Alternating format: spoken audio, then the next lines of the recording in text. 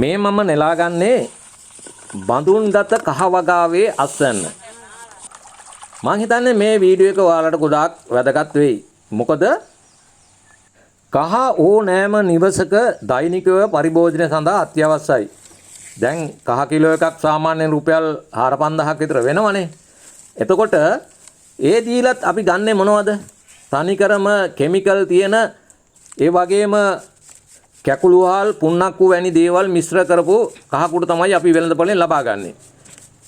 එතකොට අපේ ශ්‍රී ලංකාවේ ජනගහනය දේශ ගත්තාම 95%ක්ම මෙන්න මේ වාගේ දේවල් වල මුසු වෙච්චි රසකාරක කහ කුඩු තමයි අපි වෙළඳපොලෙන් ලබා ගන්නෙ.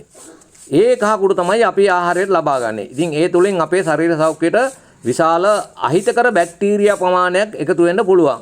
එතකොට මේ ඉතුරු 100% තමයි මෙන්න මේ වාගේ නිවසක වගාවක් කරලා හරිම හොඳම 100%ක්ම ප්‍රමිතියෙන් ගුණදායක කහ කුඩු ටිකක් ආහාරය සඳහා අරගෙන සෞඛ්‍ය ශරීරය නිරෝගීවත්ව තබා ගන්න. ඉතින් අන්න ඒ නිසා ඔයාලට පුළුවන් මේ වාගේ බඳුනක් භාවිතා කරලා මේකට මේ වාගේ බඳුනක්ම අවශ්‍ය කරන්නේත් නැහැ. 25 හාල්ලුරයක් ගන්න පුළුවන්, 50ක හාල්ලුරයක් ගන්න පුළුවන්. අන්න ඒ වාගේ හාල්ලුරයක් අරගෙන ඒ වගේම මේ අපතේ දාන මේ වාගේ බඳුනක් අරගෙන මේකේ පුළුවන් අපිට ග්‍රෑම් 30ක 35ක විතර අල කැබැල්ලක් අරගෙන ඒක රෝපණය කරලා මාස 10ක විතර මේ වාගේ හොඳ ආශ්‍රයයක් ලබා ගන්න. ඉතින් එතකොට අපිට කහ කවදාවත් මේ මුදල් දීලා ගන්න අවශ්‍යතාවයක් නැහැ. හොඳම වසවිස නැතුව කහ අපේ ශරීරයට අවශ්‍ය කරන විදියට මේ වාගේ නිවසකට නිවසේ ඉන්න ප්‍රමාණය අනුව අපිට පුළුවන් බඳුනක් දෙකක් තුනක් රෝපණය කරගත්තාම ආය කවදාවත් අපිට වෙළඳපොලෙන් කහ ගන්න අවශ්‍යතාවයක් නැහැ. ඒ වගේම තමයි මේ කහ කියන්නේ ඊටමත් ලෙඩ රෝග ගණනාවක් සුව කරගන්න නිතරම අපේ ඖෂධ වට්ටෝරු වලට අවශ්‍ය කරන දෙයක් තමයි මේ කහ. ඉතින් ඒ තුලිනුත් අපිට ඊටම ඉක්මනින් අපේ රෝගේ සුව කරගන්න පුළුවන් ලෙසට හොඳම ගුණදායක කහ කැබැල්ලක් දෙකක් අපිට ගලවලා ගන්නත් පුළුවන්. එතකොට මේක මේ බඳුන්ගත කරගන්න වෙලාවට අපිට මේකට කිසිම මුදලක් වැය වෙන්නේ නැහැ.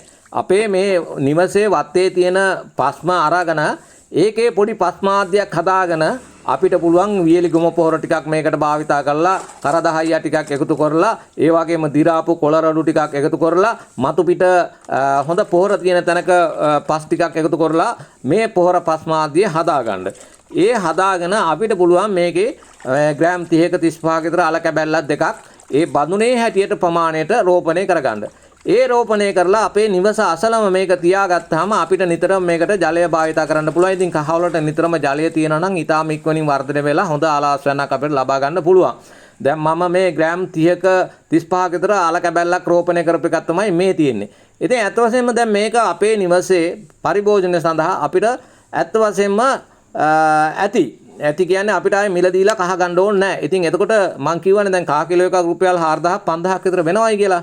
ඉතින් ඕන් ඔයාලට මේ මුල්ලිමේ පැත්තේ ඉතුරු කරගන්න පුළුවන් මේ වාගේ බඳුනක කහ වගාවක් අපේ අතිරේක ආහාරය සඳහා රෝපණය කරගන්න. ඉතින් මේ තුලින් අපිට විශාල මුදලක් ඉතුරු කරගන්නත් පුළුවන්. ඒ වගේම තමයි අපේ ශරීර සෞඛ්‍යයට ඊටාම ගුණදායක ශරීර සෞඛ්‍ය නිරෝගීම රසවත්ම ආහාර වේලකට එකතු කරගන්නත් පුළුවන්. ඉතින් අද ගෙනාවු වීඩියෝ එක තුලින් මම හිතනවා ඔයාලත් මේ වාගේ බඳුනක දෙකක විතර කහ වගාවක් කරගනි. ඒ තුලින් ඔයාලගේ මුල්ලිමේ පැත්තත් ඉතුරු කරගෙන ඊටාම රසවත් ගුණවත් ලෙස පරිභෝජනය සඳහා මේ කහ වගාවක් කරගනි කියලා. හොඳයි ඉතින් එන ඉක්මන් වගා YouTube නාලිකාවෙන් නැවතත් මේ ගුණාත්මක වීඩියෝ එකකින් ඔබ හමුවට එන තෙක් ඔබට සුබ දවසක්. ජය වේවා.